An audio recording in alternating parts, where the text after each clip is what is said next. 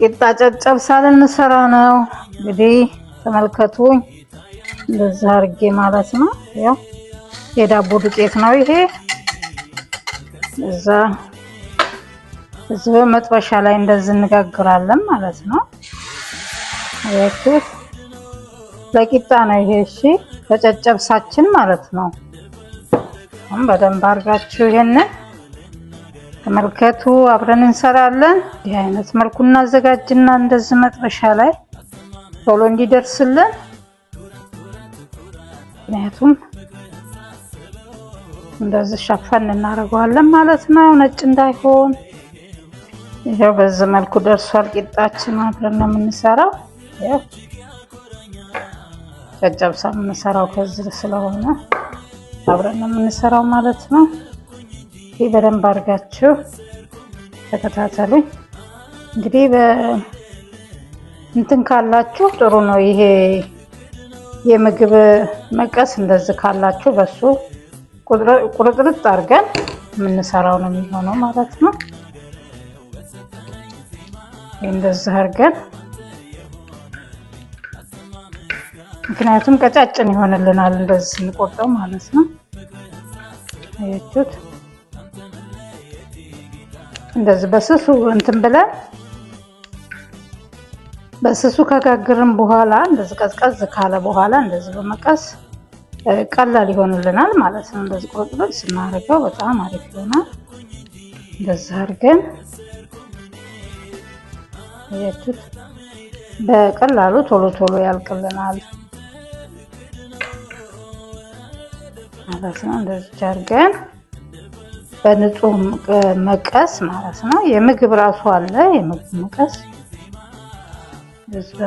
በመቁረጥ ከዛ የምንጨምራቸውን አብረን እንጨምርና እንሰራለን።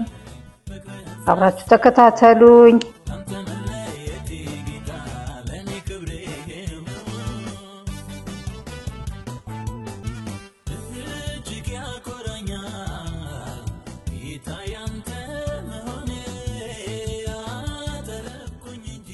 አሁን ጨርሰናል፣ ቆራርጠን ጨርሰናል። አሁን የምንጨምራቸውን ቅመሞች አብረን እንጨምራለን ማለት ነው። እዚጋ ያዘጋጀኋቸው እንትኖች አሉኝ አብረው የሚገቡ እቃዎች ናቸው። ቅመሞችና እንትኖች ናቸው ማለት ነው።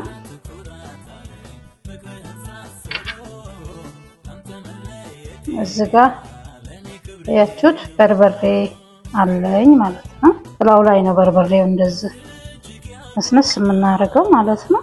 ያያችሁት መስመስ እናደርግና ሲያንሰን እንጨምርበታለን። እዚህ ጋር ደግሞ ትንሽ ኮረሪማ፣ የተፈጨ ኮረሪማ ቆንጆ ነው የሚያደርገው በጨጨብሳው ማለት ነው። እዚህ ግን እናደርግበታለን። ጨው መጀመሪያ ስለገባ ከእንትን ከዱቄቱ ጋር አሁን አያስፈልገውም። እዚህ ጋር ደግሞ ተልባ አለኝ። ተልባም በጣም አሪፍ ነው፣ የተፈጨ ተልባ። ይሄ በጣም አሪፍ ነው ለጨጨብሳ። የምትወዱ ካላችሁ እንደዚህ ላው ላይ ታረጉታላችሁ ማለት ነው። ይሄ በጣም ቆንጆ ነው። ተልባው ተቆልቶ የተፈጨ ማለት ነው። ከዛ እዚህ ጋር ቅቤ አለኝ፣ የቀለጠ የተዘጋጀ ቅቤ ማለት ነው። እንደዚህ ነው። እሱንም ላው ላይ ማረግበት ማለት ነው። አያችሁት? ይሄን እንደዚህ ነው የምንሰራው ማለት ነው። አሁን ይሄን አብረን ሽት የምናደርገው ነው የሚሆነው።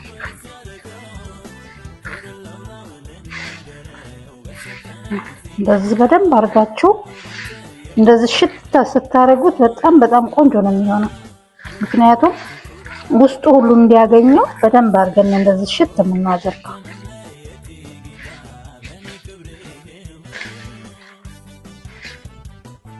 በጣም ቆንጆ ነው ሽታው ራሱ። አሳያችሁ ነው ቀረጥ አድርጌ ማለት ነው። ይኸውላችሁ እንዴት እንደሚያምር ያችሁት። እንደዚህ ሽት በደንብ አብራችሁ ቆንጆ እስከሚሆን ድረስ ራሱ ይለያል። እንደዚህ ስታሹት ሁሉ ነገሩ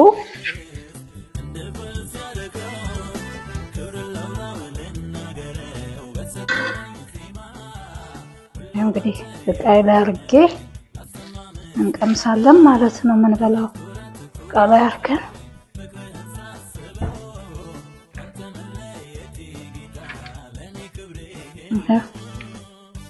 እንዴት እንደሚያምር ተመልከቱት። እንግዲህ እንደዚህ በቤታችን ስርት ቶሎ ነው የደረሰው። ደግሞ ያያችሁት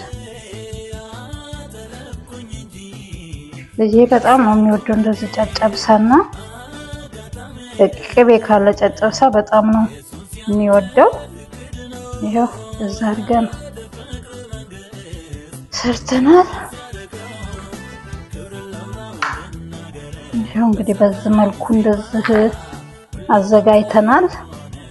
እንደዚህ በቤታችሁ ሰርታችሁ ተመገቡ። በጣም አሪፍ ነው።